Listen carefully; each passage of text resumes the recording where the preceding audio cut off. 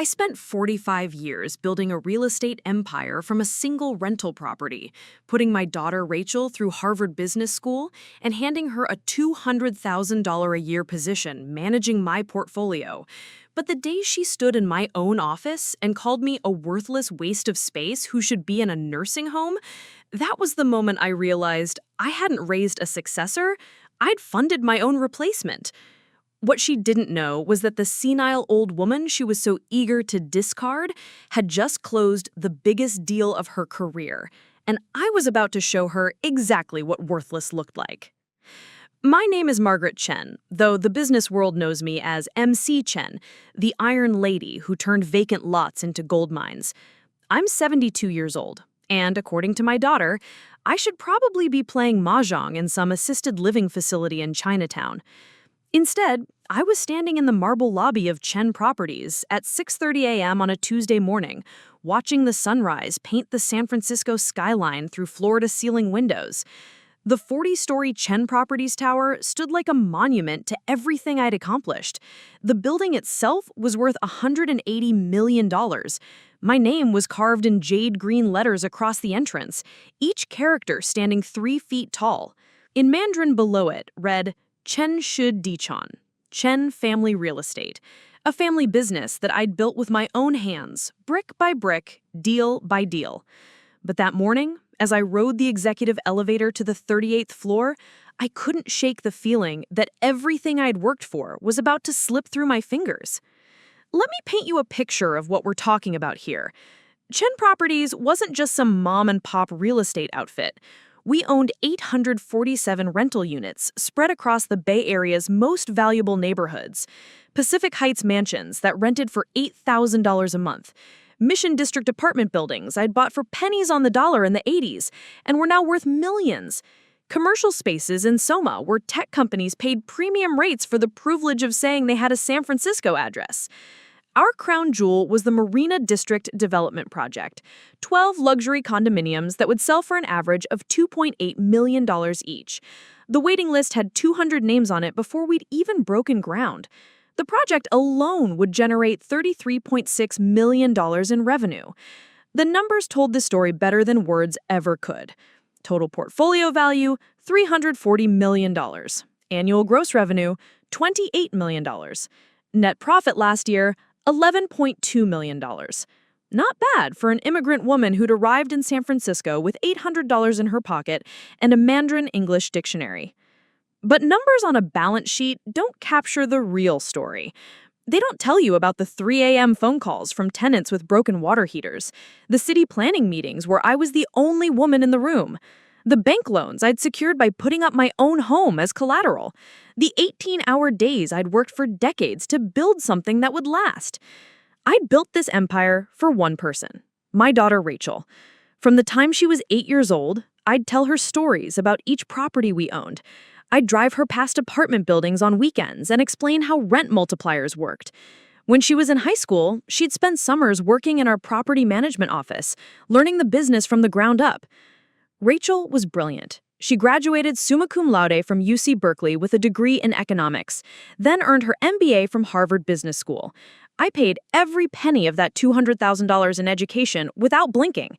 When other parents complained about college costs, I smiled and wrote another check. Education was an investment in the future of Chen Properties. When Rachel joined the company full-time at 26, I threw a celebration dinner at the Ritz-Carlton that cost more than most people make in 6 months. I flew in relatives from Hong Kong, invited our biggest clients, and made a speech about passing the torch to the next generation. That night, I officially promoted Rachel to Director of Property Operations with a starting salary of $120,000 plus bonuses. "This is your legacy, Rachel," I told her as we stood on the Ritz's balcony overlooking the city. "Everything I've built, I built for you." She hugged me that night and whispered, "Thank you, Mom. I promise I'll make you proud." For 6 years, it seemed like she was keeping that promise. Rachel was a natural at the business. She had my eye for opportunity and her father's charm with clients. She modernized our tenant management systems, implemented digital rent collection, and streamlined our maintenance operations. Under her leadership, our operating efficiency improved by 23%. She also brought fresh perspectives to property acquisition. While I focused on traditional rental properties, Rachel identified emerging neighborhoods where property values were about to explode. She convinced me to buy a warehouse in the Mission District for $1.8 million in 2018. By 2022, it was worth $4.2 million. Rachel's Harvard connections opened doors that had been closed to me for decades. She secured meetings with institutional investors, pension funds, and private equity firms. Her business plan for expanding into commercial real estate attracted $50 million in outside investment capital. The business magazine started calling her the new face of Bay Area real estate.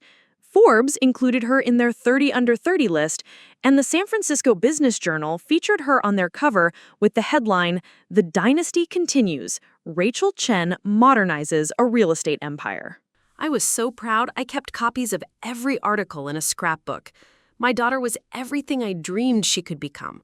Intelligent, ambitious, respected in the industry. She was the perfect successor to everything I'd built. At Rachel's 30th birthday party last year, I stood up to make a toast. "To my daughter," I said, raising my champagne glass, "who has taken everything I taught her and made it better, who represents the future of Chen Properties, who makes me proud every single day." The room erupted in applause. Rachel wiped away tears and hugged me tight. "I learned from the best, Mom," she said. If someone had told me that night that within 12 months my own daughter would be calling me a worthless waste of space, I would have laughed in their face.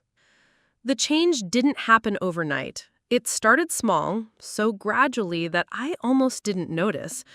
Rachel began scheduling property tours without including me. "You don't need to waste your time on routine inspections, Mom," she'd say. "I can handle the day-to-day stuff." Then she started attending city planning meetings alone.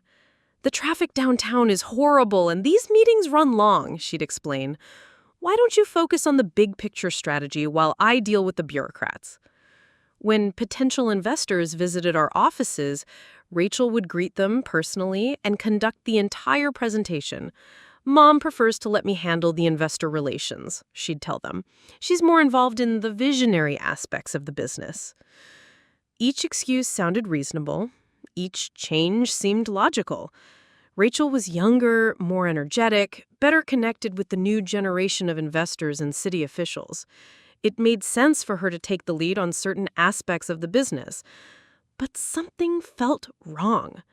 For 45 years, I'd been personally involved in every significant decision. I knew every tenant by name, every contractor by reputation, every city official by their voting record. Suddenly, I was being positioned as some kind of emeritus founder who should focus on big picture strategy while others handled the real work. The morning I realized how far things had shifted was 3 months ago during a meeting with the Planning Commission about our Marina District project. I arrived at City Hall expecting to present our case for the zoning variance we needed. Instead, I found Rachel already seated at the conference table with our architect and legal team. "Mom, what are you doing here?" Rachel asked, looking genuinely surprised to see me. "I'm here for the Planning Commission meeting. Our meeting. For our project." "Oh, I thought we agreed that I'd handle this one," Rachel said smoothly. "The commissioners are expecting me to present." We had never agreed on any such thing. But 30 people were staring at us, waiting for the meeting to begin. I had 2 choices: create a scene by insisting on my right to present my own project, or smile and take a seat in the back row like a spectator at my own company's meeting. I chose to smile. That was my first mistake. Rachel's presentation was flawless. She knew every detail of the project, answered every question confidently, and secured the variance we needed. The commissioners praised her professionalism and vision. After the meeting, several of them approached her directly to discuss future projects. "Your daughter really knows her stuff," Commissioner Martinez told me as we left the building. "You must be proud to have such capable leadership taking over." Taking over. Not learning the business, not preparing for the future. Taking over. Present tense.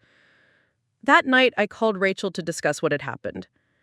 Rachel, I appreciate your preparation for today's meeting, but I would have liked to present the project myself. Mom, you hate dealing with city bureaucrats. Remember how you used to complain about those meetings? I thought you'd be happy to avoid the hassle. She was right that I complained about city meetings. They were tedious, political, and often frustrating. But they were also crucial to our business success. Managing government relations was part of being a real estate developer, not an optional activity I could delegate away. Rachel, the marina project isn't routine. It's our biggest deal ever. Exactly why it needs someone who understands modern development processes. Mom, the way you used to do business worked great for its time, but real estate has evolved. Digital permitting systems, environmental impact assessments, community stakeholder engagement. These require different approaches than what worked in the 80s. What worked in the 80s? The way you used to do business. Different approaches than what worked before. Every phrase suggested that my methods were outdated, that my experience was irrelevant, that my involvement was more hindrance than help. Rachel, I've been successfully navigating city planning processes for 45 years, I said. I know, Mom, and you built something incredible. But building and maintaining require different skills. You're the visionary who created Chen Properties. I'm the operator who's going to take it to the next level. The visionary who created versus the operator who's going to take it to the next level. Past tense accomplishments versus future potential. She was positioning me as historical and herself as contemporary. That conversation should have been a warning. I should have recognized the pattern that was developing. Rachel wasn't just taking on more responsibility, she was systematically repositioning me from active leader to ceremonial founder. But I loved my daughter. I trusted her. I wanted to believe that her growing confidence was a sign of maturity, not a threat to my authority. That was my second mistake. 3 weeks ago, I arrived at the office to find Rachel in the conference room with 5 people I didn't recognize. They were wearing expensive suits and carrying leather portfolios. Through the glass walls, I could see charts and financial projections spread across the table. "Good morning, sweetheart," I said, knocking on the conference room door. "I didn't know we had a meeting scheduled." Rachel looked up with an expression I'd never seen before. Annoyance. Frustration. Like I was interrupting something important. "Mom, this is a private investor meeting. I'll brief you later." "Private investor meeting about what?" I asked. "What investment?" "We're discussing expansion opportunities, strategic growth initiatives." Strategic growth initiatives. In my own company. Being discussed without me? "Rachel, I'd like to join the meeting." "Mom, these are very technical discussions about capital structure and market positioning. You don't need to worry about the details. I'll summarize everything for you later." Technical discussions I didn't need to worry about. Details that were apparently beyond my understanding. Summary briefings instead of direct participation. "Rachel, I own this company. I decide which meetings I attend." The 5 strangers looked uncomfortable. They could sense the tension in the room. Rachel's face flushed, and for a moment she looked like the 8-year-old girl who used to sit in my lap while I explained how rent calculations worked. "Of course, Mom. Please join us." I took a seat at the head of the conference table, my usual spot for 45 years. Rachel introduced me as the founder and chairwoman of Chen Properties. Founder and chairwoman, not CEO, not president, not the person who made final decisions. For the next 2 hours, I listened to Rachel discuss the future of my company as if I weren't in the room. She presented growth strategies I'd never seen, financial projections based on assumptions we'd never discussed, and expansion plans that would fundamentally change the nature of our business. The investors directed every question to Rachel. When I tried to contribute information about our property acquisition history, Rachel would smoothly redirect. Mom raises an interesting point about our legacy properties. Let me explain how that fits into our modernization strategy. She wasn't dismissing me outright. She was managing me, acknowledging my input while making it clear that real decisions were made by her. After the meeting ended and the investors left, Rachel walked into my office and closed the door behind her. "Mom, we need to talk." "Yes, we do. What was that meeting about?" It was about securing the capital we need to compete in today's market. Real estate is changing. We need to think bigger, move faster, and operate more efficiently. We're already operating efficiently. Our profit margins are excellent. Our profit margins are good for a small family business, but we're competing against institutional players with hundreds of millions in capital. If we don't scale up, we'll get left behind. Scale up. Compete against institutional players. Get left behind. She was suggesting that our current approach was insufficient for future success. "Rachel, we've been successful for 45 years using our current approach. We've been successful in a market that no longer exists. Today's real estate environment requires sophisticated capital strategies, data-driven decision-making, and institutional-grade operational systems." Sophisticated capital strategies, data-driven decision-making, and institutional-grade operational systems. More business school terminology that made my experience sound primitive. "What exactly are you proposing?" I asked. "I'm proposing that we bring in strategic investors who can provide the capital and expertise we need to expand. $40 million in additional investment capital would allow us to acquire another 200 units and break into the commercial development market."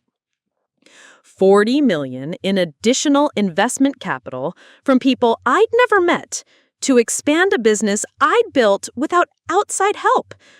"Rachel, we don't need investors. We have excellent credit relationships with 3 banks. If we want to expand, we can secure traditional financing." "Traditional financing won't provide enough capital for the kind of growth we need," Rachel said, "and it certainly won't provide the strategic expertise that institutional investors bring." Strategic expertise that institutional investors bring? Implying that my 45 years of experience wasn't strategic enough.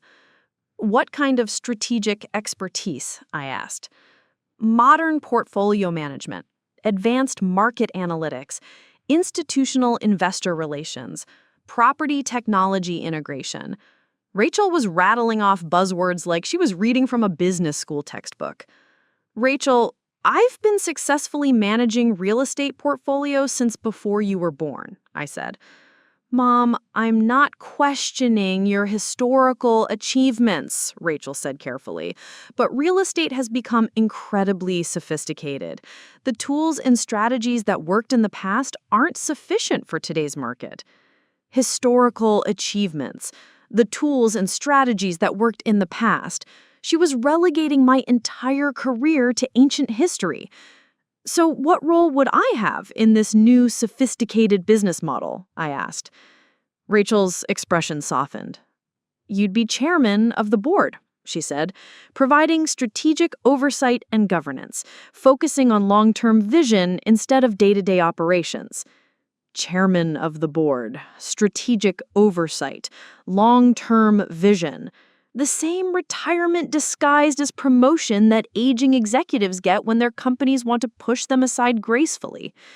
"And who would be CEO?" I asked, though I already knew the answer. "I would handle the operational leadership, CEO responsibilities as we transition to the new structure. CEO responsibilities as we transition." She wasn't asking for a promotion. She was announcing a coup.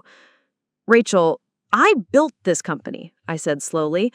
"I own 100% of the stock. I make the decisions about organizational structure. Of course you do, Rachel said quickly. I'm not suggesting we change anything without your approval. I'm just presenting options for your consideration. Options for my consideration, like stepping aside was a menu choice rather than a forced retirement. I'll think about what you've said, I told her. That's all I can ask. But Mom, please think quickly. The investors I met with today won't wait indefinitely. Market opportunities have timing windows. Market opportunities have timing windows. Another subtle pressure tactic. Accept her proposal quickly or watch opportunities disappear. That was last Tuesday. 7 days ago.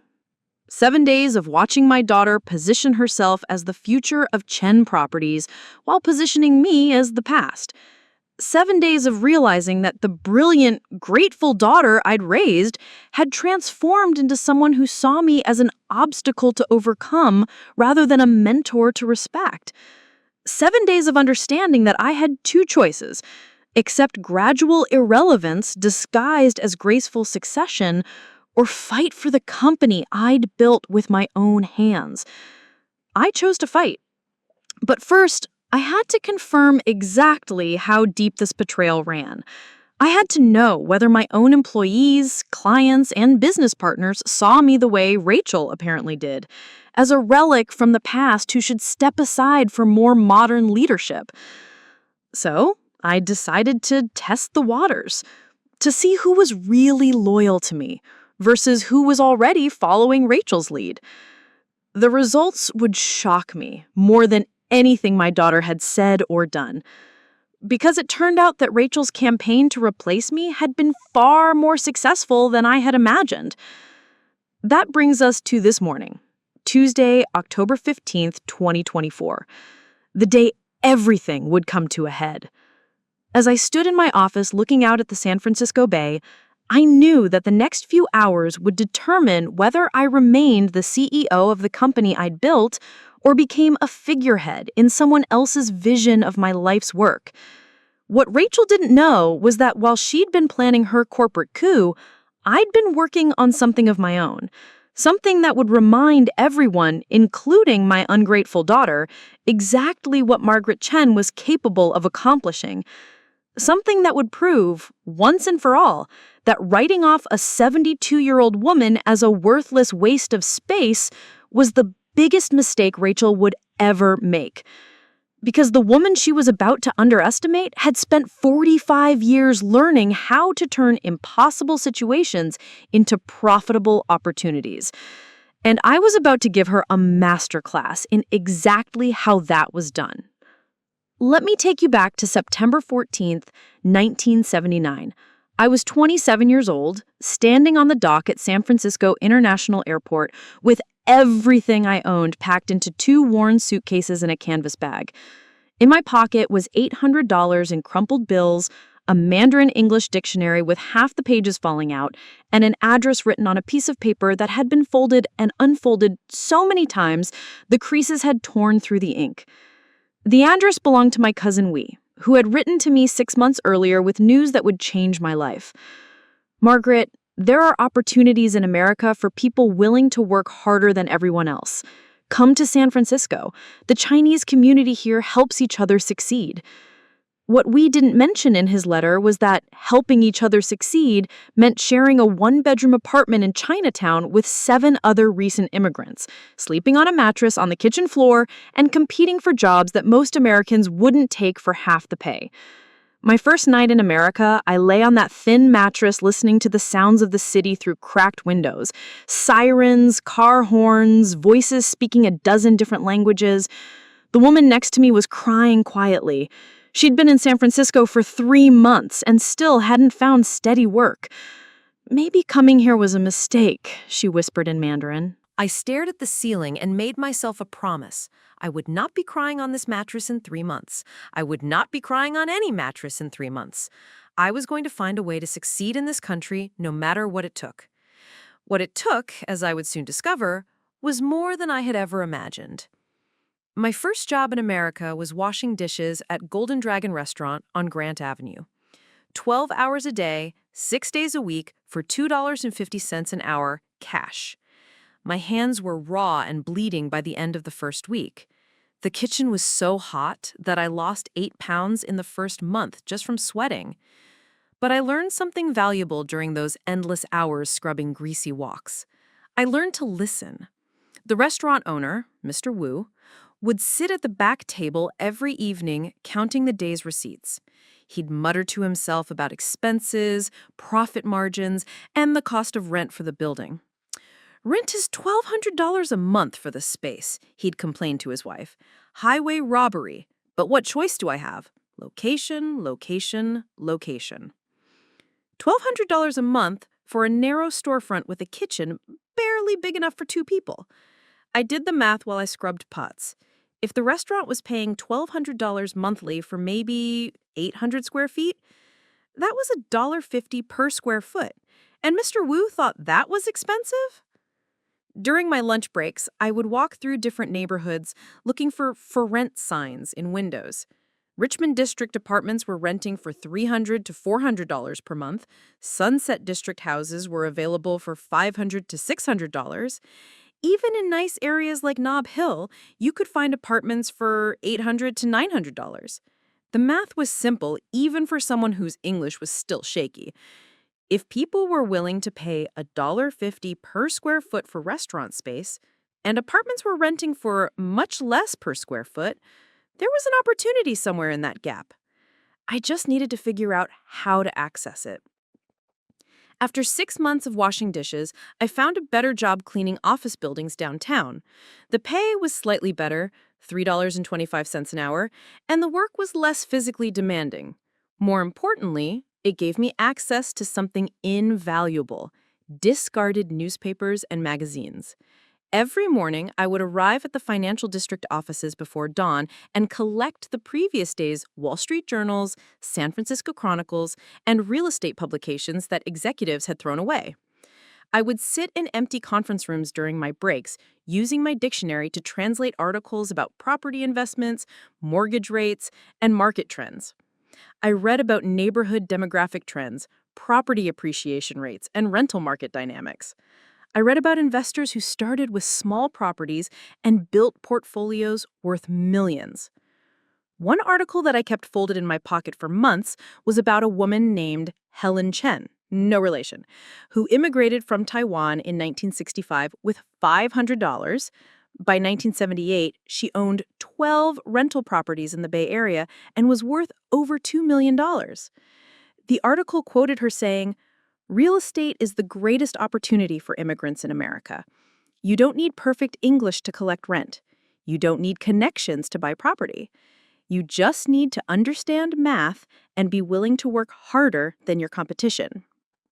That quote became my mantra: math and hard work. 2 things I could definitely provide. The breakthrough came 18 months after I arrived in San Francisco. I was cleaning the offices of Morrison & Associates, a real estate brokerage firm in the financial district. One evening, I found a stack of property listing sheets in the trash, deals that had fallen through or properties that had been taken off the market.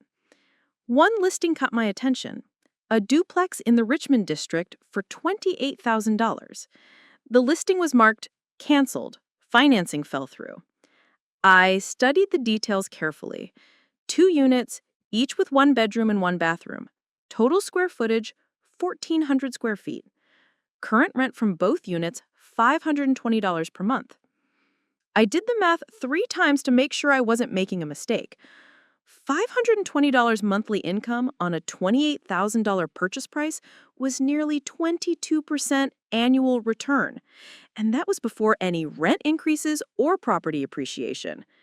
Even accounting for maintenance, taxes, and insurance, the cash flow would be strongly positive. The next morning, I called the real estate agent whose name was on the listing. "Is the Richmond duplex still available?" I asked in my heavily accented English. "The one on 38th Avenue? Yeah, it's still available, but the financing fell through on the original buyer. Are you working with a mortgage broker?" "Not yet. How much down payment is required?" 20% minimum. That's $5,600 plus closing costs. Probably need about $7,000 total." $7,000?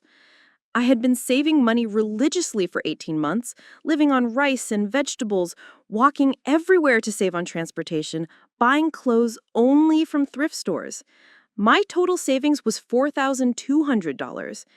I was $2,800 short of my dreams. That night, I sat in the kitchen of our crowded apartment and made a list of everyone I knew who might lend me money. The list was pathetically short. My cousin Wei, 2 coworkers from the restaurant, and Mrs. Zhang from the apartment upstairs, who seemed to have a little extra money. Wei was my first stop. "Margaret, real estate is risky," he said when I explained my plan. "What if you can't find tenants? What if the building needs expensive repairs? What if property values go down? What if they go up? What if I collect rent every month for 30 years? What if this duplex becomes worth $100,000 someday?" Wei looked at me like I was crazy. $100,000 for a duplex in the Richmond district? The idea seemed absurd in 1981. "I can lend you $500, he said finally. "But that's all I can afford to lose." Mrs. Zhang was more encouraging. "My husband and I have been watching you," she said. "You work harder than anyone in this building. You study those newspapers every night like you're preparing for university exams. If anyone can make money in real estate, it's you." She lent me $800. The 2 restaurant coworkers each contributed $300. I was still $900 short. The solution came from an unexpected source. Mr. Wu, the restaurant owner who had unknowingly taught me about location and rent ratios. When I explained that I was $900 short of buying my first property, he made me an offer. "Work for me on weekends for the next 6 months, he said. 15 hours on Saturday and Sunday, same rate as before. I'll advance you $900 against your future wages." 15 hours on weekends meant I would be working 7 days a week. My regular cleaning job, Monday through Friday, plus weekend shifts at the restaurant. No days off for 6 months. But it was the only way to make the numbers work. "Deal," I said without hesitation. 3 weeks later, I sat in a title company office in Richmond District, signing papers I could barely read. The real estate agent had helped me find a mortgage broker who specialized in working with immigrants. The interest rate was higher than average, 14.5%, because I was considered high risk, but the numbers still worked. Purchase price, $28,000. Down payment, $5,600. Loan amount, $22,400. Monthly mortgage payment, $284. Current rental income, $520. Monthly cash flow, $236. $236 per month might not sound like much, but it represented more monthly income than I was making working 12-hour days washing dishes. More importantly, it was passive income, money I would earn while sleeping. When I signed the final document and received the keys to 1847 38th Avenue, I cried for the first time since arriving in America. But these weren't tears of frustration or homesickness. These were tears of accomplishment. I owned real estate in America. I was a property owner. I was an investor. I was no longer just an immigrant working for survival. I was an immigrant building wealth. Within 6 months, I learned my first crucial lesson about real estate. Cash flow is everything, but cash flow improvement is how you build wealth. The duplex came with month-to-month tenants paying below market rent. The previous owner had been a passive landlord who hadn't raised rents in 3 years. Within my first month of ownership, I researched comparable rental properties in the neighborhood. Similar one-bedroom units were renting for $320 to $350 per month. My tenants were paying $260 each. I spent a weekend painting both units, fixing leaky faucets, and replacing worn carpet in the living rooms. The improvements cost me $600, money I had saved from my weekend restaurant shifts. Then I approached both tenants with a proposition. I'm raising rent to $300 per month, but I've also improved the units and will be much more responsive to maintenance issues than the previous owner. One tenant complained and moved out. The other accepted the increase. I quickly found a replacement tenant at $320 per month. My monthly rental income increased from $520 to $620, an extra $100 per month or $1,200 per year. That $1,200 annual increase was like getting a 21% raise on my original investment. More importantly, it demonstrated something that would guide my entire career.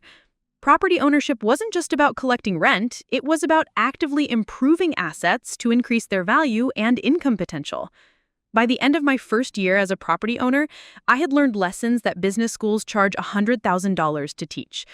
Location determines baseline value, but improvements determine premium value. Cash flow pays the bills, but cash flow growth builds wealth. Tenants will pay more for better maintenance and responsive management. Small improvements can generate large returns if you do the work yourself. Every dollar of increased monthly rent is worth $12 of annual income. Most importantly, I learned that real estate success wasn't about having connections or speaking perfect English or understanding complex financial instruments. It was about understanding math, working harder than your competition, and never being satisfied with the status quo. That first duplex became the foundation for everything that would follow. Not just financially, but psychologically. It proved to me that America really was the land of opportunity, if you were willing to work for those opportunities. It also taught me something that would become central to my identity. I didn't just want to own real estate, I wanted to master real estate. I wanted to understand every aspect of property investment, development, and management. I wanted to build something that would last for generations. I wanted to build an empire. What I didn't know at the time was that this empire would eventually provide my daughter with opportunities I could never have imagined. Opportunities that would lead her to Harvard Business School, executive positions, and financial security beyond anything I had dreamed of when I signed those papers in 1981. I also didn't know that 34 years later, that same daughter would stand in an office building I owned and call me a worthless waste of space who should be in a nursing home. But that morning in 1981, as I held the keys to my first property, all I could think about was the future I was going to build. One property at a time, one improvement at a time, one success at a time. The foundation was laid. Now it was time to build the empire. 2 years after buying my first duplex, I owned 4 properties and had learned something that would define the next 4 decades of my life. There's a massive difference between owning real estate and building a real estate business. A difference lies in systems, scale, and strategic thinking. By 1983, my portfolio consisted of the original Richmond duplex, a 3-unit building in the Sunset District, a single-family rental in Daly City, and a small apartment building in Oakland with 6 units. Total monthly rental income, $2,840. Total monthly mortgage payments, $1,650. Net cash flow, $1,190 per month. $1,190 monthly was more than I had ever dreamed of earning when I was washing dishes at Golden Dragon Restaurant, but it was also the moment I realized I was thinking too small. The revelation came during a conversation with my mortgage broker, David Rosenberg, who had become something of a mentor as I acquired properties. We were sitting in his downtown office reviewing the financing for my Oakland building when he said something that changed my perspective forever. "Margaret, you're approaching real estate like a saver," he said. "You buy properties with cash flow, improve them, and enjoy the monthly income. That's a solid strategy for financial security. But if you want to build serious wealth, you need to think like a developer." "What's the difference?" I asked. "Savers preserve capital and generate income," David explained. "Developers multiply capital and create value. A saver buys a $50,000 building and collects $500 monthly rent. A developer buys the same building, spends $20,000 on improvements, and sells it for $90,000. Or, better yet, refinances it based on the new value and uses that money to buy 2 more buildings." The concept was revolutionary to me. I had been thinking about real estate as a way to generate steady income. David was describing a way to use real estate as a tool for creating wealth exponentially. "But doesn't that approach require more risk?" I asked. "Everything worthwhile requires risk," David said.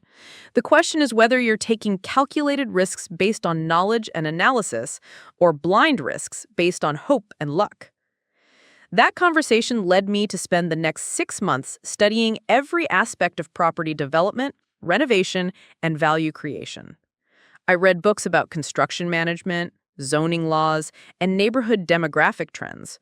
I attended city planning meetings to understand how development decisions were made. I befriended contractors, architects, and property inspectors who could teach me about building systems and renovation costs. Most importantly, I started looking at properties differently. Instead of asking, how much rent can this generate? I started asking, how much value can I create here?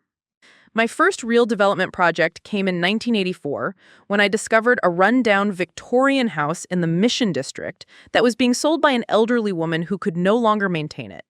The house was built in 1902 and retained most of its original architectural details, but it needed extensive work. The electrical system was from the 1940s, the plumbing was original to the house, and the roof had been leaking for years.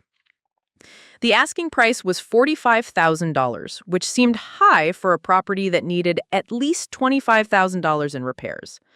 Most investors were avoiding it because of the renovation costs and the uncertainty about whether the neighborhood would improve or decline.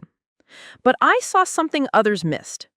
The Mission District was only 20 minutes from downtown San Francisco, had excellent public transportation, and was already showing signs of artistic and cultural development. Young professionals were starting to move into the area because they could afford larger spaces than in more established neighborhoods. More importantly, the house sat on a large lot, 50 feet wide by 120 feet deep. The current zoning allowed for multi-unit development, which meant I could potentially convert the single-family house into multiple rental units. I made an offer of $40,000, which was accepted immediately. Then I spent 3 months creating detailed renovation plans with an architect I had met at city planning meetings. Our proposal would convert the Victorian into 4 one-bedroom apartments while preserving the historical character that made the building special. The total renovation budget was $32,000, $8,000 per unit for new kitchens, bathrooms, electrical, and plumbing systems. When completed, each unit would rent for $450 per month, generating $1,800 monthly income from a total investment of $72,000. The math was compelling. $1,800 monthly income represented a 30% annual return on investment. But the real opportunity was in the property value creation. Comparable 4-unit buildings in the area were selling for $120,000 to $140,000. Managing the Victorian renovation taught me lessons that would prove invaluable for the rest of my career. The most important lesson was that construction projects are exercises in problem-solving, communication, and quality control. Every day brought new challenges. The electrical contractor discovered that the old wiring was even more dangerous than we had anticipated, requiring complete rewiring instead of partial updates. The plumber found that the sewer line had collapsed and needed to be replaced from the house to the street connection. The roofer uncovered structural damage that required additional lumber and labor. Each problem presented me with choices. I could accept the contractor's recommendations and pay whatever they quoted, which would be expensive but simple, or I could learn enough about each trade to evaluate whether their solutions were necessary and their prices were fair. I chose to learn. I spent my evenings studying electrical codes, plumbing systems, and roofing techniques. I visited other construction sites during lunch breaks to observe how experienced contractors approached similar problems. I developed relationships with suppliers who could explain the difference between premium and standard materials. Most importantly, I learned to ask the right questions. Instead of accepting a contractor's statement that this is how we always do it, I would ask, what are the alternatives? And how do those alternatives compare in terms of cost, durability, and future maintenance? This approach saved me thousands of dollars on the Victorian project. When the electrical contractor quoted $4,500 for rewiring the building, I was able to negotiate the price down to $3,200 by providing some of the labor myself and sourcing materials directly from suppliers. When the plumber quoted $2,800 for sewer line replacement, I found a smaller company that would do the same work for $1,900 by scheduling it during their slow season. By the time the Victorian renovation was completed, I had transformed a $45,000 fixer-upper into a $128,000 income property, while spending only $29,000 on improvements instead of the originally budgeted $32,000. More importantly, I had learned to manage construction projects, which would become a core competency as my business grew larger and more complex. The success of the Victorian project marked a turning point in my approach to real estate. I stopped thinking about individual properties and started thinking about portfolio strategy. Instead of asking, what's the next property I should buy, I started asking, what's the most efficient way to scale my property holdings? The answer came from studying how successful real estate developers structured their businesses. Large developers didn't buy properties one at a time with individual financing. They established credit relationships that allowed them to acquire multiple properties quickly when opportunities arose. In 1985, I approached Bank of America with a proposal to establish a $200,000 business line of credit secured by my existing properties. The concept was simple. Instead of applying for individual mortgages for each property purchase, I would have access to capital that could be deployed quickly when the right opportunities appeared. The bank initially resisted the idea. I was a young immigrant woman with limited credit history and a business model they didn't fully understand. But I had two advantages: an impressive track record of profitable property improvements and relationships with 3 bank officers who had processed my previous mortgage applications. The key to convincing them was demonstrating that my approach to real estate was systematic rather than speculative. I presented detailed financial analysis of each property I owned, showing consistent rent increases, positive cash flow, and property value appreciation. I provided references from contractors, property managers, and tenants who could attest to my professionalism and reliability. Most importantly, I presented a 5-year business plan that outlined how I intended to use the credit line to acquire undervalued properties in neighborhoods with strong fundamentals but temporary challenges. After 3 months of meetings and documentation, Bank of America approved a $150,000 line of credit at prime rate plus 2%. It wasn't everything I had requested, but it was enough to change the scale of my operations. While I was building my real estate business, I was also building a personal life. In 1985, I met James Chen at a Chinese New Year celebration in Chinatown. James was a civil engineer who had immigrated from Hong Kong 2 years earlier and was working for a structural engineering firm in downtown San Francisco. Our courtship was conducted primarily in Mandarin over dinners at small restaurants where we would discuss our dreams for life in America. James was intelligent, hardworking, and shared my belief that success in America required dedication and strategic thinking. What attracted me most to James was his attitude toward my business ambitions. Unlike some of the men I had dated who seemed threatened by my property investments and growing financial independence, James was genuinely interested in my work and offered thoughtful suggestions about property evaluation and renovation planning. Marguerite, you have a gift for seeing potential where others see problems, he told me after I described the Victorian renovation project. That's a rare talent that you should develop as much as possible. We were married in a small ceremony at Old St. Mary's Cathedral in Chinatown in October 1985. Our honeymoon was a weekend in Napa Valley, which we spent touring wineries and discussing our plans for the future. I want to build something that will last for generations, I told James as we walked through vineyard rows in the autumn sunshine. Not just a successful business, but a family legacy. We'll build it together. Your vision, my engineering perspective, and our children's fresh ideas when they're old enough to contribute. Our children. The idea of raising the next generation of the Chen family in America, giving them opportunities that neither James nor I had enjoyed growing up, became central to everything we would build over the next decade. Rachel was born on March 15, 1987. The moment I held her in my arms, I knew that everything I was building, the properties, the business systems, the financial security, was really being built for her. From the time Rachel could walk, she was part of the real estate business. Not by choice, of course, but by necessity. As a working mother in the 1980s, I couldn't afford full-time childcare, and James' engineering job required long hours and frequent travel to construction sites. So Rachel spent her early childhood accompanying me to property inspections, tenant meetings, and construction sites. I would strap her into a car seat and drive from building to building, conducting business while she napped or played with toys in the back seat. Some of my fondest memories from those years are of 3-year-old Rachel toddling around apartment buildings while I checked on renovation progress, asking endless questions about what the workers were doing and why. "Mama, why are they putting new pipes in the wall?" she would ask. "Because old pipes leak and make tenants unhappy," I would explain. "When tenants are unhappy, they move out. When they move out, we don't collect rent.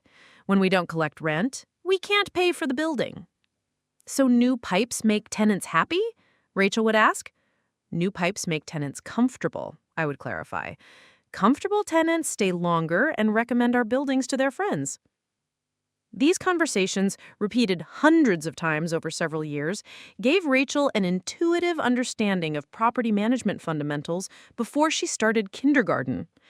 She understood that buildings needed maintenance, that tenants paid rent, that rent paid for building improvements, and that good buildings attracted good tenants. By age 5, Rachel could identify different types of properties and understood basic concepts like cash flow and property appreciation. When we would drive through different neighborhoods, she would point out buildings and make observations. "That apartment building looks sad, Mama," she said one day as we passed a rundown complex in the Tenderloin district. "Why does it look sad?" I asked. "The windows are dirty and some of them are broken," Rachel observed. "The grass is brown and there's trash in the front yard. I bet the tenants are sad too." "What would make the building happier?" I asked. "Clean windows, fix the broken ones, water the grass, pick up the trash," Rachel said immediately, "and maybe paint it a prettier color."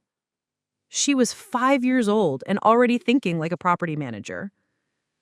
In 1988, when Rachel was 18 months old, I made the largest real estate acquisition of my career to that point, a 12-unit apartment building in Berkeley for $280,000.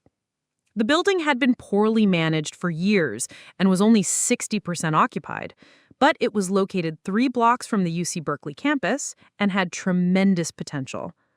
The seller was an elderly man who had inherited the building from his parents and had no interest in property management. He wanted to sell quickly and was willing to accept below-market pricing in exchange for a fast, cash-equivalent transaction. I structured the deal using my bank line of credit for the down payment and seller financing for the majority of the purchase price. Instead of requiring a traditional mortgage, the seller agreed to carry a $200,000 note at 9% interest over 15 years. My total cash investment was $80,000. $50,000 down payment, plus $30,000 for immediate renovations. The renovation strategy was comprehensive but efficient. Instead of doing expensive unit-by-unit remodels, I focused on improvements that would have maximum impact on rental rates and tenant satisfaction. New exterior paint in an attractive color scheme, professional landscaping for the front and backyards, updated lobby with new lighting and flooring, laundry facilities with new washers and dryers, individual apartment improvements as units became vacant. The transformation took 6 months and cost exactly $30,000. By the end of 1988, the building was 100% occupied, with rental rates 25% higher than when I purchased it. Monthly rental income increased from $4,200 to $5,800. After mortgage payments, maintenance, and management costs, the building generated $2,400 monthly net income. My annual return on the $80,000 investment was 36%. More importantly, the Berkeley building taught me about economies of scale in property management. Managing 12 units was not significantly more difficult than managing 4 units, but the income potential was 3 times greater. As my portfolio grew to encompass 23 properties by 1990, I realized that successful real estate investing required more than just buying and improving buildings. It required developing business systems that could operate efficiently at scale. I established Chen Property Management as a separate business entity to handle tenant relations, rent collection, maintenance coordination, and property improvements.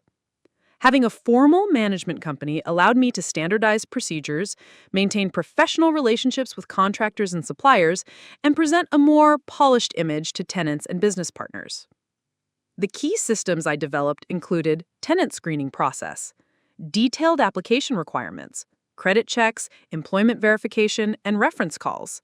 This reduced tenant turnover and prevented rental income losses. Maintenance response system, 24-hour emergency hotline, network of preferred contractors, and preventative maintenance schedules.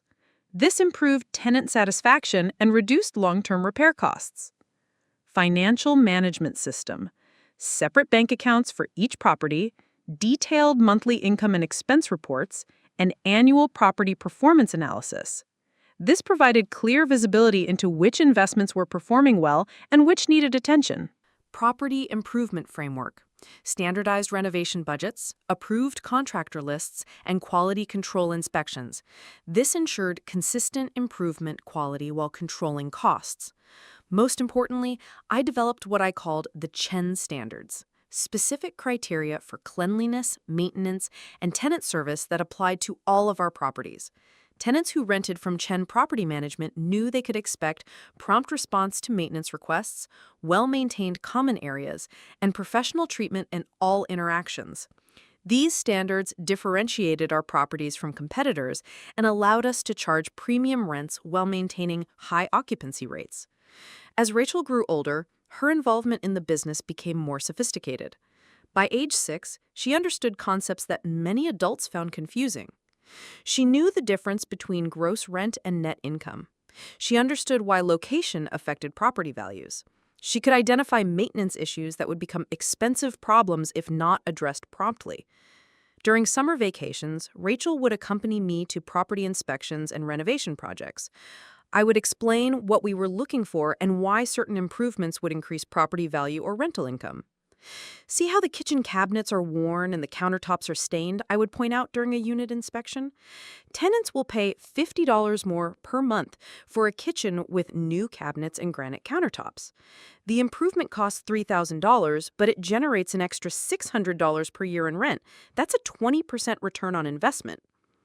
Rachel would take notes in a small notebook, recording the cost and benefit calculations for different improvements. By age 8, she could estimate renovation costs for basic improvements and calculate the impact on rental income. Her questions became increasingly sophisticated as she learned more about the business. "Mama, why don't we buy buildings in really expensive neighborhoods like Pacific Heights?" she asked during one of our property tours. "Because expensive neighborhoods have expensive purchase prices," I explained. "A building that costs $500,000 might only generate $3,000 monthly rent, but a building that costs $200,000 might generate $2,000 monthly rent. Which is a better investment?" Rachel thought for a moment. "The cheaper building, because you get more rent compared to what you paid." Exactly. That's called return on investment. The most expensive buildings aren't always the most profitable buildings. These conversations gave Rachel the sophisticated understanding of investment principles that would serve her well throughout her education and early career. By 1992, when Rachel was 5 years old, Chen Properties was worth just over $1 million. The achievement felt surreal. 13 years earlier, I had been washing dishes for $2.50 per hour and sleeping on a kitchen floor. Now I owned 31 properties across the Bay Area and was generating over $8,000 monthly in net rental income. The milestone prompted me to reflect on what I had learned during those 13 years of building. The most important lessons weren't about real estate specifically, but about business and life in general. Persistence beats perfection. I had made plenty of mistakes, overpaying for properties, underestimating renovation costs, and trusting contractors who didn't deliver. But I learned from each mistake and applied those lessons to future decisions. Systems enable scale. Individual properties were easy to manage. 10 properties required organization. 30 properties required sophisticated systems. Without proper systems, growth becomes chaotic. Relationships are everything. Success in real estate depended on relationships with tenants, contractors, suppliers, bank officers, real estate agents, and city officials. Investing in relationships always paid dividends. Knowledge is power. The more I understood about construction, financing, neighborhood trends, and city regulations, the better decisions I could make and the more opportunities I could identify. Values create value. Treating tenants fairly, maintaining properties properly, and delivering on promises created a reputation that attracted better tenants and more opportunities. Most importantly, I learned that building wealth wasn't just about accumulating assets. It was about creating systems and knowledge that could be passed down to the next generation. As I watched 5-year-old Rachel playing with building blocks in my home office while I reviewed property financial statements, I imagined her someday taking over the business I was building. She would start with advantages I never had: financial resources, established systems, industry relationships, and formal education. With those advantages, there was no limit to what she could accomplish. I was building an empire for Rachel. What I didn't know was that someday she would try to take that empire away from me. But in 1992, as I celebrated reaching my first $1 million in real estate value, such a scenario was unimaginable. Rachel was my partner, my protege, and my legacy. She was the reason I worked 18-hour days and the motivation behind every difficult decision. The foundation was solid. The systems were in place. The next generation was being prepared. It was time to build something truly extraordinary. By the time Rachel entered high school in 2001, Chen Properties had evolved into something I could never have imagined when I bought that first duplex 20 years earlier. We owned 127 properties across the Bay Area, employed 15 full-time staff members, and had established ourselves as one of the premier boutique real estate management companies in Northern California. I stared at the ceiling and made myself a promise. I would not be crying on this mattress in 3 months. I would not be crying on any mattress in 3 months. I was going to find a way to succeed in this country no matter what it took. What it took, as I would soon discover, was more than I had ever imagined. My first job in America was washing dishes at Golden Dragon Restaurant on Grant Avenue. 12 hours a day, 6 days a week for $2.50 an hour, cash. My hands were raw and bleeding by the end of the first week. The kitchen was so hot that I lost 8 pounds in the first month just from sweating. But I learned something valuable during those endless hours scrubbing greasy woks. I learned to listen. The restaurant owner, Mr. Wu, would sit at the back table every evening counting the day's receipts. He'd mutter to himself about expenses, profit margins, and the cost of rent for the building. "Rent is $1,200 a month for the space," he'd complain to his wife. "Highway robbery. But what choice do I have? Location, location, location." $1,200 a month for a narrow storefront with a kitchen barely big enough for 2 people. I did the math while I scrubbed pots. If the restaurant was paying $1,200 monthly for maybe 800 square feet, that was $1.50 per square foot. And Mr. Wu thought that was expensive? During my lunch breaks, I would walk through different neighborhoods looking for rent signs in windows. Richmond District apartments were renting for $300 to $400 per month. Sunset District houses were available for $500 to $600. Even in nice areas like Nob Hill, you could find apartments for $800 to $900. The math was simple, even for someone whose English was still shaky. If people were willing to pay $1.50 per square foot for restaurant space, and apartments were renting for much less per square foot, there was an opportunity somewhere in that gap. I just needed to figure out how to access it. After 6 months of washing dishes, I found a better job cleaning office buildings downtown. The pay was slightly better, $3.25 an hour, and the work was less physically demanding. More importantly, it gave me access to something invaluable: discarded newspapers and magazines. Every morning, I would arrive at the financial district offices before dawn and collect the previous day's Wall Street Journals, San Francisco Chronicles, and real estate publications that executives had thrown away. I would sit in empty conference rooms during my breaks, using my dictionary to translate articles about property investments, mortgage rates, and market trends. I read about neighborhood demographic trends, property appreciation rates, and rental market dynamics. I read about investors who started with small properties and built portfolios worth millions. One article that I kept folded in my pocket for months was about a woman named Chen, no relation, who immigrated from Taiwan in 1965 with $500. By 1978, she owned 12 rental properties in the Bay Area and was worth over $2 million. The article quoted her saying, "Real estate is the greatest opportunity for immigrants in America. You don't need perfect English to collect rent. You don't need connections to buy property. You just need to understand math and be willing to work harder than your competition." That quote became my mantra: math and hard work. Two things I could definitely provide. The breakthrough came 18 months after I arrived in San Francisco. I was cleaning the offices of Morrison & Associates, a real estate brokerage firm in the financial district.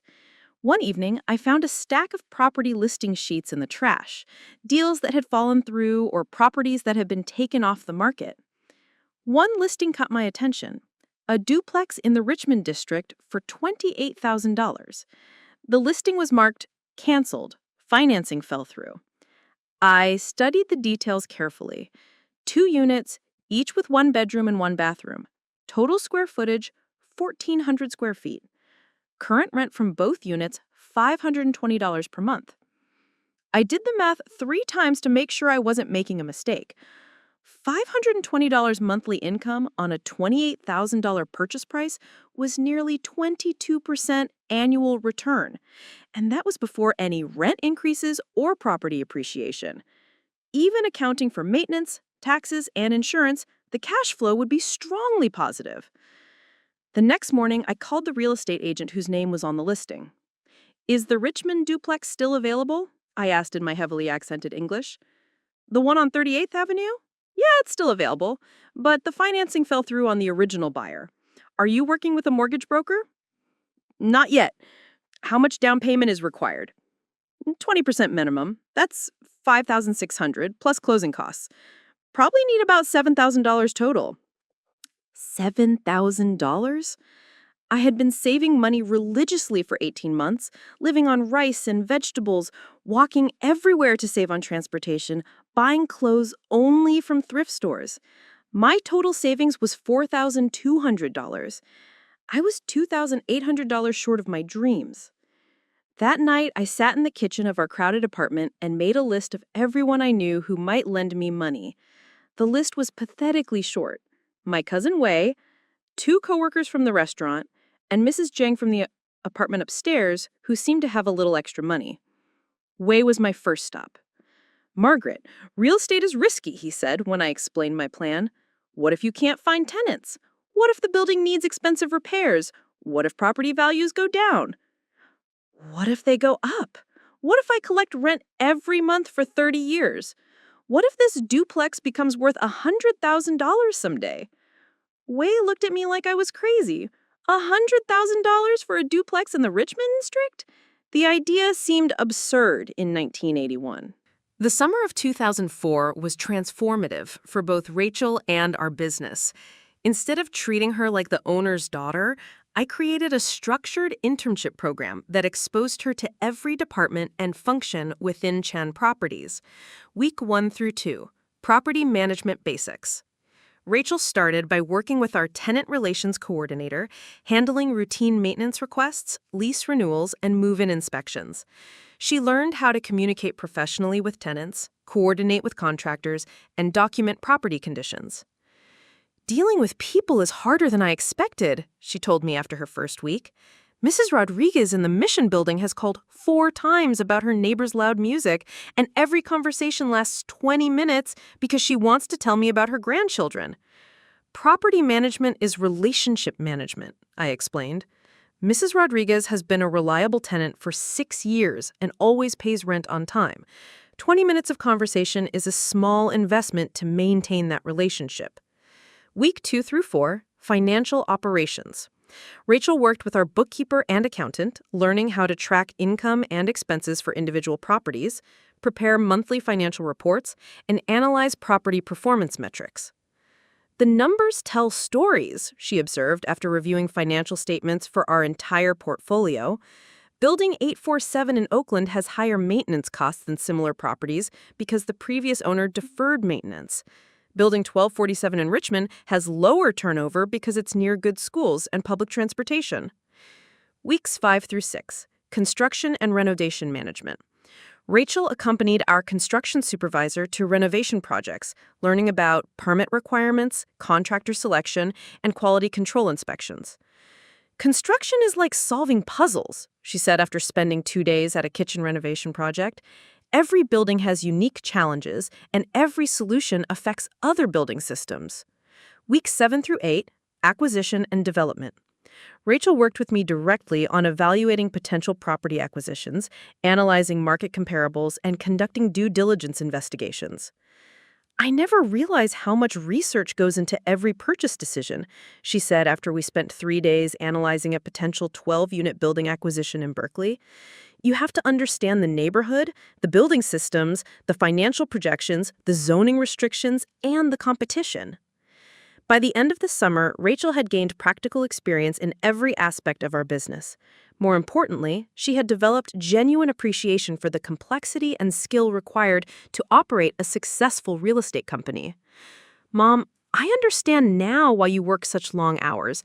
There are so many details that have to be managed correctly for everything to work smoothly. And now you understand why formal business education will be valuable. You have practical experience that most business students lack, but business school will teach you theories and frameworks that can make your practical knowledge more powerful.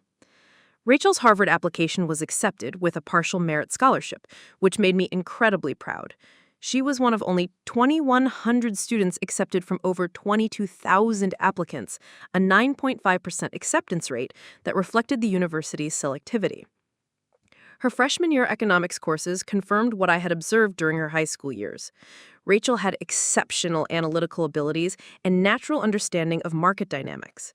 Her professors consistently praised her contributions to class discussions and her ability to apply theoretical concepts to real-world business environments. Most students understand the theory, but can't connect it to practical applications, her microeconomics professor wrote in an evaluation letter. Rachel consistently demonstrates deep understanding of how economic principles operate in actual business environments. During her sophomore year, Rachel began incorporating Harvard case studies into our business planning at Chen Properties. She would analyze successful real estate companies using frameworks she learned in her strategy and finance classes, then suggest applications to our own operations. Mom, look at this case study about Equity Residential. They achieve operational efficiency through standardized systems across all their properties. We should consider standardizing our renovation procedures, vendor relationships, and tenant communication protocols. Her suggestions were consistently valuable. Rachel's Harvard education was giving her vocabulary and frameworks to articulate concepts I understood intuitively but had never formalized. Junior year brought internship opportunities with major real estate companies, but Rachel chose to spend her summers working at Chen Properties instead of pursuing outside experience. Other students need internships to gain real estate experience, she explained. I already have that. I need to deepen my understanding of our specific business and strengthen my connection to our company culture. Her decision demonstrated loyalty and strategic thinking that impressed me deeply. Rachel wasn't just preparing for a career in real estate, she was preparing to eventually lead Chen Properties. By her senior year, Rachel was taking graduate-level economics courses and had been accepted into Harvard's accelerated MBA program, which would allow her to complete both degrees in 6 years instead of the traditional 7. Rachel entered Harvard Business School in 2007 as one of the youngest students in her class. At 20 years old, she brought practical business experience that distinguished her from classmates who had worked in consulting or investment banking but had never operated an actual business. Her first semester case study presentations drew consistently positive feedback from professors and classmates. Rachel could analyze complex business situations not just theoretically, but from the perspective of someone who had actually managed similar challenges. Most MBA students excel at analysis, but struggle with implementation, her operations management professor observed. Rachel understands both the analytical and operational aspects of business strategy. During her second semester, Rachel completed an independent study project analyzing the efficiency of different property management organizational structures. Her research involved interviewing executives from 15 major real estate companies and comparing their operational approaches to our methods at Chen Properties. "We're actually ahead of many larger companies in several areas," she reported after completing her research. "Our tenant retention rates are higher, our maintenance response times are faster, and our per-unit operational costs are lower than industry averages." "Why do you think that is?" I asked. "Because we treat property management as a relationship business instead of just a financial transaction," Rachel said. "Large companies optimize for scale efficiency. We optimize for service quality and long-term tenant satisfaction." Her analysis confirmed something I had suspected, but never formally validated. Our boutique approach to property management created competitive advantages that would be difficult for larger companies to replicate. Rachel's MBA thesis project was a comprehensive strategic plan for expanding Chen Properties into commercial real estate development. She spent 18 months researching zoning regulations, construction financing, and commercial lease structures throughout the Bay Area. The residential rental market has limited growth potential because of rent control and zoning restrictions, she argued in her thesis presentation. But commercial development offers opportunities for higher returns and greater scalability. Her thesis committee included professors from Harvard Business School and the Kennedy School of Government, as well as 3 outside experts from major real estate development companies. The final presentation was scheduled for April 2009 during her second year. I attended the presentation along with James and Rachel's academic advisor. Watching my daughter present sophisticated business analysis to Harvard professors while wearing a tailored business suit was one of the proudest moments of my life. Rachel's presentation was flawless. She demonstrated mastery of complex financial modeling, regulatory analysis, and market research. She answered challenging questions from professors and industry experts with confidence and precision. This is MBA-level work that could serve as an actual business plan for a real estate company, the thesis committee chair concluded. Rachel has demonstrated exceptional analytical capabilities and practical business judgment. The thesis received highest honors and was selected for Harvard Business School's annual Student Research Conference. Rachel graduated from Harvard Business School in May 2009 with dual concentrations in real estate and entrepreneurship. She was 22 years old and had completed 7 years of education at the most prestigious business school in the world. Her graduation ceremony was held at Harvard Stadium with 900 other MBA students. As I watched Rachel walk across the stage to receive her diploma, I thought about the journey that had brought us to this moment. From my arrival in San Francisco with $800 to my daughter graduating from Harvard with a world-class business education. "You did it," James whispered to me as we applauded. "You built something that gave Rachel opportunities we never could have imagined." He was right. Rachel's Harvard MBA represented the culmination of everything I had worked for since 1979. All the 18-hour days, all the difficult decisions, all the risks and sacrifices had led to this moment. My daughter receiving an education that would enable her to build on everything I had created. Rachel's post-graduation job offers reflected her impressive credentials and performance. Goldman Sachs offered her a position in their real estate investment banking division with a starting salary of $150,000 plus bonus. Blackstone Real Estate offered $140,000 plus equity participation in their investment funds. 3 major real estate development companies offered similar packages. But Rachel turned down all the outside offers. "I want to come home and work at Chen Properties," she told me during our graduation dinner at the Charles Hotel in Cambridge. "I've spent 7 years learning theory and frameworks. Now I want to apply that knowledge to building something even more impressive than what you've already created." Her decision filled me with pride and excitement. Rachel was choosing to join the family business not because she lacked other options, but because she saw greater potential in Chen Properties than in any of the prestigious alternatives. What role do you envision for yourself? I asked. I'd like to start as Director of Strategic Development. I want to focus on expanding into commercial real estate and implementing the systematic growth strategies I developed in my thesis project. Director of Strategic Development was a senior position that would give Rachel significant responsibility and authority.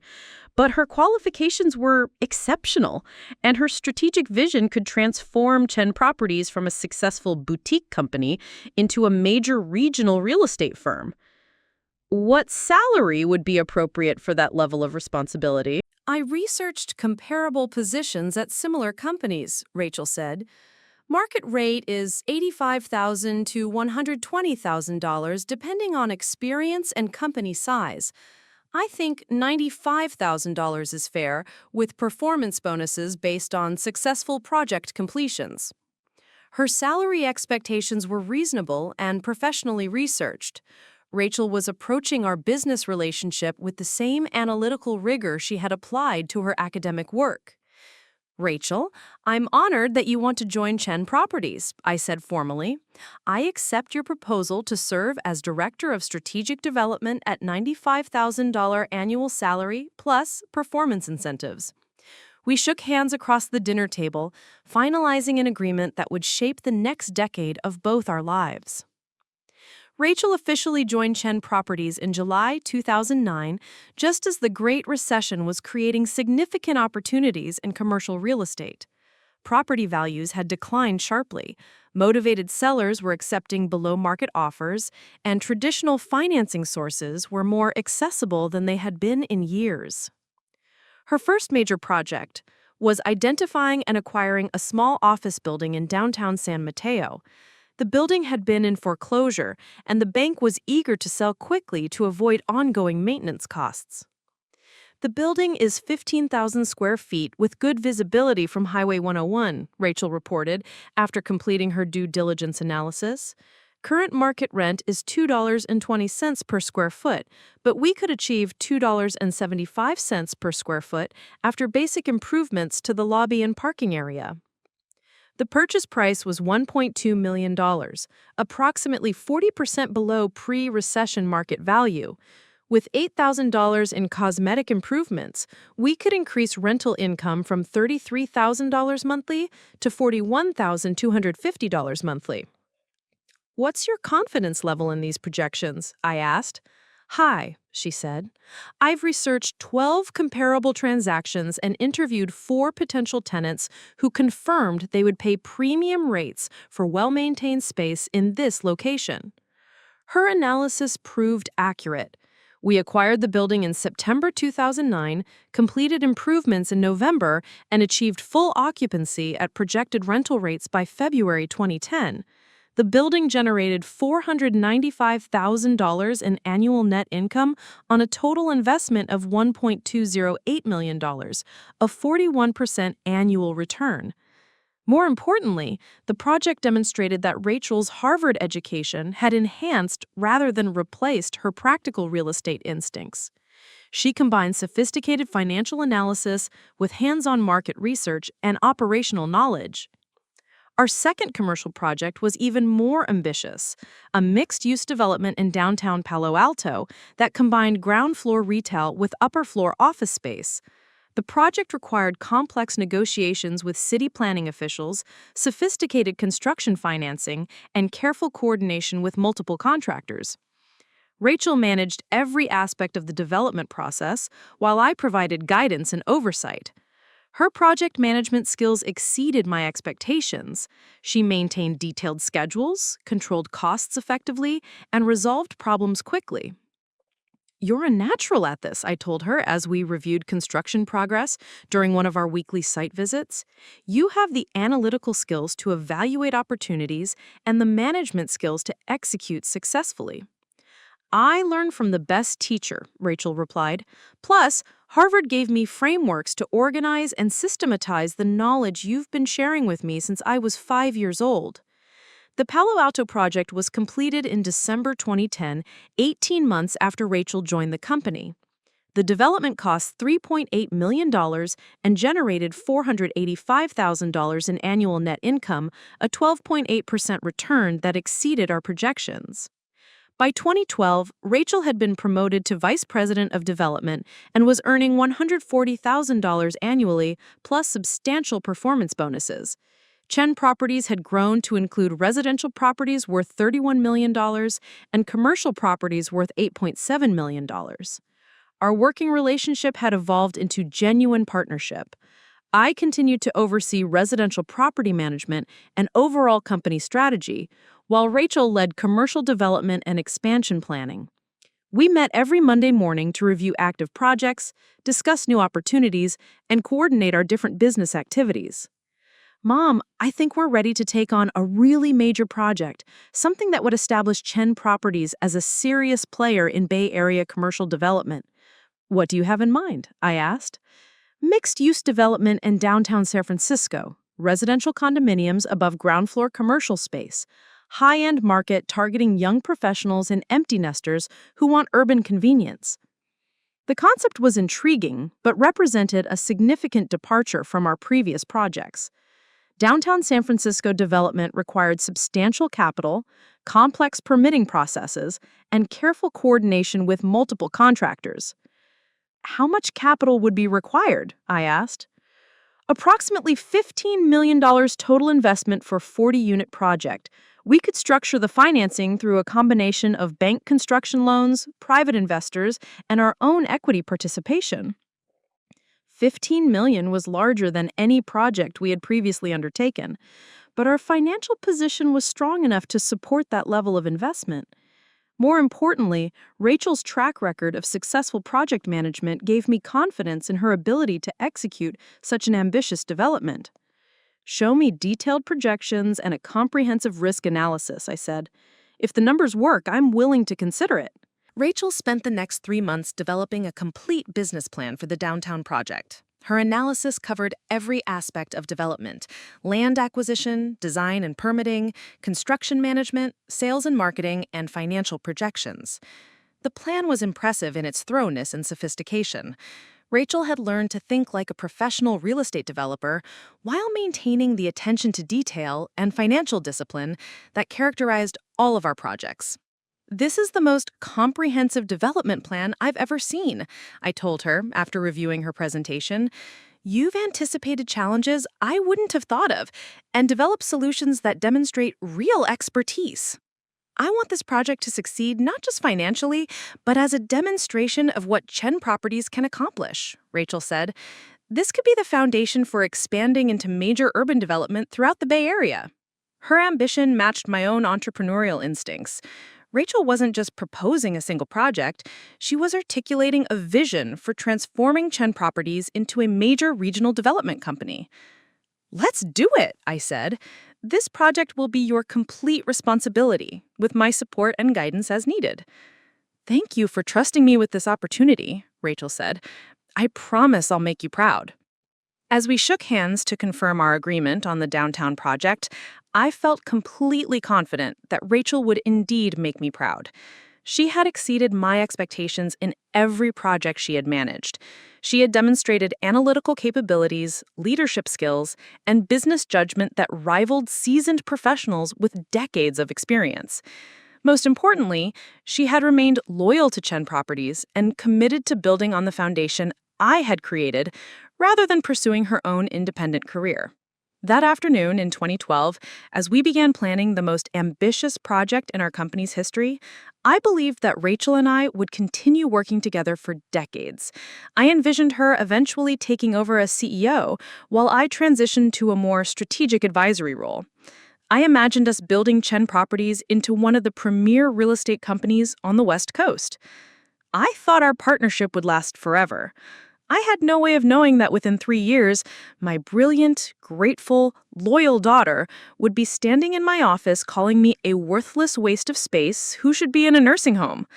But that morning in 2012, as we celebrated our decision to pursue the downtown development project, the future looked bright and full of possibilities. Rachel was everything I had hoped she would become, and Chen Properties was poised for unprecedented growth. We were at the absolute peak of our success, both individually and as partners. It was the last time I would feel that way about my daughter. The change in Rachel began subtly in late 2013, 18 months after we launched the downtown San Francisco project. The development was proceeding successfully, ahead of schedule and under budget, but Rachel's attitude toward my involvement started shifting in ways that made me uncomfortable. It started with small comments during our Monday morning meetings. "Mom, the architects prefer communicating directly with me instead of going through multiple approval layers," she'd say, when I asked about design modifications. Or, "The city planning office knows me as the primary contact now, so it's more efficient if I handle all the permitting discussions." Each explanation sounded reasonable on its surface. Rachel was managing the project day to day, so it made sense for her to be the primary contact with contractors and city officials. But something felt wrong about being gradually excluded from decisions about a $15 million project that I was ultimately responsible for. The language she used bothered me more than I could initially articulate.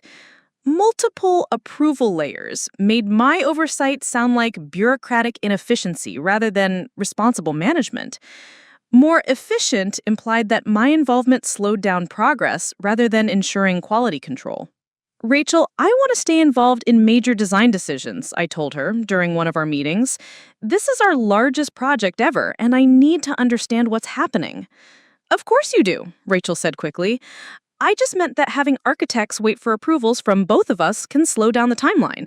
What if I brief you on proposed changes and get your input before responding to them?" Brief you on proposed changes and get your input. She was suggesting that I receive summaries of decisions rather than participating in the actual decision-making process. "Rachel, I prefer to be involved in the discussions, not just briefed on the outcomes." "Absolutely," Rachel agreed. "I just want to make sure we're operating as efficiently as possible." There was that word again, efficiently. Everything was about efficiency, as if my participation was inherently inefficient rather than necessary. The first major red flag came in March 2014, during a meeting with our construction lender. I arrived at the bank expecting to review quarterly progress reports and discuss the next draw against our construction loan. Instead, I found Rachel already seated in the conference room with the loan officer, reviewing documents I had never seen. "Margaret, good to see you," said Tom Richards, our loan officer. "Rachel was just updating me on the accelerated completion timeline." "Accelerated timeline?" I asked, looking at Rachel. "What accelerated timeline?" "I found a way to complete construction 3 months ahead of schedule," she said smoothly. "It requires some modifications to the original plans, but it will save us $200,000 in carrying costs and get us to market earlier than our competitors." The modifications she described were significant. Different interior finishes, simplified mechanical systems, and reduced common area amenities. While they would indeed save money and time, they also represented fundamental changes to the project concept we had originally approved. "Rachel, we agreed that all major modifications would be discussed before implementation," I said carefully. "These aren't major modifications," Rachel replied. "They're efficiency improvements that maintain the same end product at lower cost and faster delivery." Efficiency improvements. She was reframing substantial design changes as minor optimizations, making my concerns seem like unnecessary micromanagement. Tom Richards looked uncomfortable with the tension in the room. "Should I give you two some time to discuss this privately?" he asked. "That won't be necessary," Rachel said quickly. "We're aligned on the strategic direction. Mom just likes to stay informed about implementation details." Implementation details. As if my concerns about fundamental design changes were trivial oversight issues rather than legitimate strategic questions. After the meeting, I confronted Rachel directly. "Rachel, those weren't minor efficiency improvements. You're changing the character of the entire project." "I'm optimizing the project for maximum profitability," Rachel said.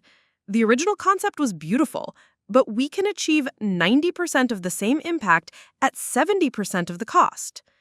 "But we never discussed whether optimization was more important than maintaining our original vision," I said. "Rachel, I built this company by balancing efficiency with quality and vision," Rachel replied.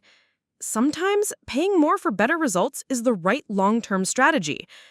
And sometimes that approach leaves money on the table. Harvard case studies are full of companies that failed because they prioritized perfection over profitability. Harvard case studies.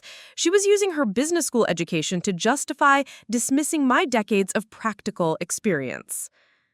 Over the following months, Rachel's pattern of excluding me from decisions became more systematic and obvious. She would schedule meetings with investors, contractors, and city officials without informing me. When I learned about these meetings and asked to attend, she would respond with comments like, "You don't need to worry about these routine operational details," or "I can brief you on the outcomes later." But these weren't routine operational details. These were strategic discussions about the future direction of our company.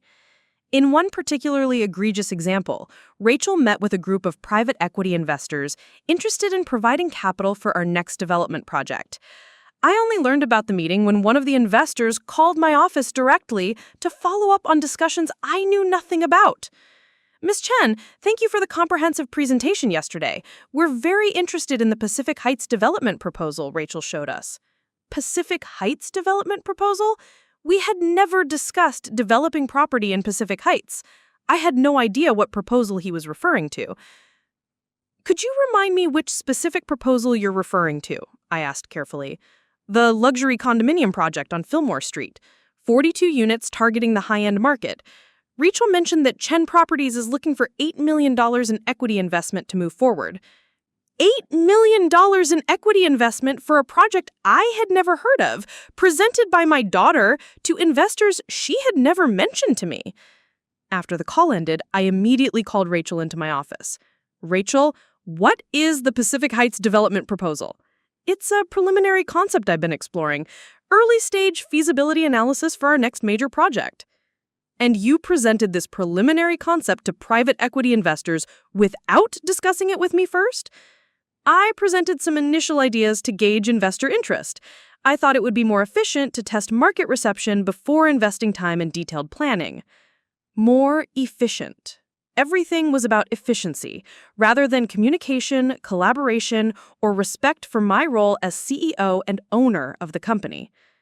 "Rachel, I own this company. Major development proposals and investor meetings require my approval and participation." "Of course they do. This wasn't a major proposal. It was preliminary market research." $8 million investments are not preliminary market research. They're significant business decisions that affect our entire company. Rachel's expression shifted to something I had never seen before. Barely contained frustration. "Mom, if we're going to compete with major developers, we need to move faster and think bigger. Requiring your approval for every exploratory conversation slows down our ability to capitalize on opportunities." From the time Rachel could walk, she was parted the real estate business. Not by choice, of course, but by necessity. As a working mother in the 1980s, I couldn't afford full-time childcare, and James' engineering job required long hours and frequent travel to construction sites. So Rachel spent her early childhood accompanying me to property inspections, tenant meetings, and construction sites. I would strap her into a car seat and drive from building to building, conducting business while she napped or played with toys in the back seat. Some of my fondest memories from those years are of 3-year-old Rachel toddling around apartment buildings while I checked on renovation progress, asking endless questions about what the workers were doing and why. "Mama, why are they putting new pipes in the wall?" she would ask. "Because old pipes leak and make tenants unhappy," I would explain. "When tenants are unhappy, they move out. When they move out, we don't collect rent. When we don't collect rent, we can't pay for the building." "So new pipes make tenants happy?" Rachel would ask. "New pipes make tenants comfortable," I would clarify. "Comfortable tenants stay longer and recommend our buildings to their friends." These conversations, repeated hundreds of times over several years, gave Rachel an intuitive understanding of property management fundamentals before she started kindergarten. She understood that buildings needed maintenance, that tenants paid rent, that rent paid for building improvements, and that good buildings attracted good tenants. By age 5, Rachel could identify different types of properties, and understood basic concepts like cash flow and property appreciation. When we would drive through different neighborhoods, she would point out buildings and make observations. "That apartment building looks sad, Mama," she said one day as we passed a rundown complex in the Tenderloin district. "Why does it look sad?" I asked. "The windows are dirty and some of them are broken," Rachel observed. "The grass is brown and there's trash in the front yard. I bet the tenants are sad too." "What would make the building happier?" I asked. "Clean windows, fix the broken ones, water the grass, pick up the trash," Rachel said immediately, "and maybe paint it a prettier color." She was 5 years old and already thinking like a property manager. In 1988, when Rachel was 18 months old, I made the largest real estate acquisition of my career to that point, a 12-unit apartment building in Berkeley for $280,000. The building had been poorly managed for years and was only 60% occupied, but it was located 3 blocks from the UC Berkeley campus and had tremendous potential. The seller was an elderly man who had inherited the building from his parents and had no interest in property management. He wanted to sell quickly and was willing to accept below-market pricing in exchange for a fast, cash-equivalent transaction. I structured the deal using my bank line of credit for the down payment and seller financing for the majority of the purchase price. Instead of requiring a traditional mortgage, the seller agreed to carry a $200,000 note at 9% interest over 15 years. My total cash investment was $80,000, $50,000 down payment plus $30,000 for immediate renovations. The renovation strategy was comprehensive but efficient. Instead of doing expensive unit-by-unit remodels, I focused on improvements that would have maximum impact on rental rates and tenant satisfaction. New exterior paint in an attractive color scheme, professional landscaping for the front and backyards, updated lobby with new lighting and flooring, laundry facilities with new washers and dryers, individual apartment improvements as units became vacant. The transformation took 6 months and cost exactly $30,000. By the end of 1988, the building was 100% occupied, with rental rates 25% higher than when I purchased it. Monthly rental income increased from $4,200 to $5,800. After mortgage payments, maintenance, and management costs, the building generated $2,400 monthly net income. My annual return on the $80,000 investment was 36%. More importantly, the Berkeley building taught me about economies of scale in property management. Managing 12 units was not significantly more difficult than managing 4 units, but the income potential was 3 times greater. As my portfolio grew to encompass 23 properties by 1990, I realized that successful real estate investing required more than just buying and improving buildings. It required developing business systems that could operate efficiently at scale. I established Chen Property Management as a separate business entity to handle tenant relations, rent collection, maintenance coordination, and property improvements. Having a formal management company allowed me to standardize procedures, maintain professional relationships with contractors and suppliers, and present a more polished image to tenants and business partners. The key systems I developed included tenant screening process, detailed application requirements, credit checks, employment verification, and reference calls. This reduced tenant turnover and prevented rental income losses. Maintenance response system, 24-hour emergency hotline, network of preferred contractors, and preventative maintenance schedules. This improved tenant satisfaction and reduced long-term repair costs. Financial management system, separate bank accounts for each property, detailed monthly income and expense reports, and annual property performance analysis. This provided clear visibility into which investments were performing well and which needed attention. But she hadn't approached me directly. She had approached me sideways, using manipulation and gradual boundary violations, instead of honest conversation about succession planning. She was taking authority rather than earning it, assuming control rather than being granted it. Most disturbing was her apparent belief that her Harvard education and modern business knowledge made my experience obsolete. She seemed to think that 40 years of successful business building was less valuable than 7 years of formal education and recent market trends. That fundamental disrespect for what I had built and what I had learned was what transformed my concern into alarm. Rachel wasn't just eager to lead, she was eager to replace me. She wasn't building on my foundation. She was trying to prove that the foundation was no longer necessary. As we entered 2015, I knew that our working relationship was heading toward a crisis. Rachel's ambitions were expanding beyond what I was comfortable accepting, and my resistance to those ambitions was increasing beyond what she was willing to tolerate. The question was whether we could find a way to resolve our differences before they destroyed both our business partnership and our family relationship. Looking back now, I realized the answer was already clear. Rachel had made her choice to pursue control rather than collaboration. The warning signs weren't subtle mistakes or communication problems.